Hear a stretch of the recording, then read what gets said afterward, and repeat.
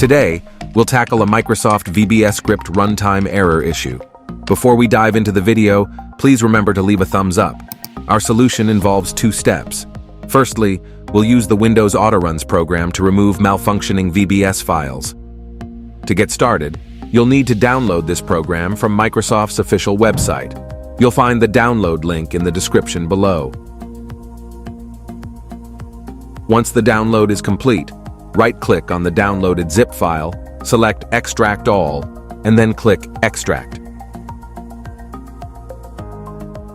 You can now safely delete the zip file. Next, depending on your computer's architecture, if it's 32-bit, open Autoruns, but for 64-bit, use Autoruns 64. Since my computer is 64-bit, I'll right-click on Autoruns 64 and run it as an administrator. Once the program opens, you'll need to wait briefly for a quick scanning process to complete. After the scan finishes, type VBS in the search bar. Now right-click on and delete the highlighted results in red, indicating non-functional files.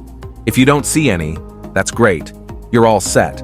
But for illustration purposes, let's delete something other than VBS. For instance, if you spot a non-functional format factor ratio, right-click on it and select Delete. Following the same procedure with the VBS search results, delete any non-functional files you find. Once you've cleared out these files, you can close the program. Now, to restore the deleted VBS files, we need to verify our system files.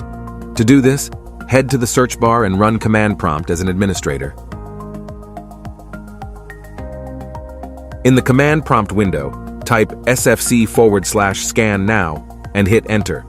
This process may take some time as it scans for missing or corrupted system files.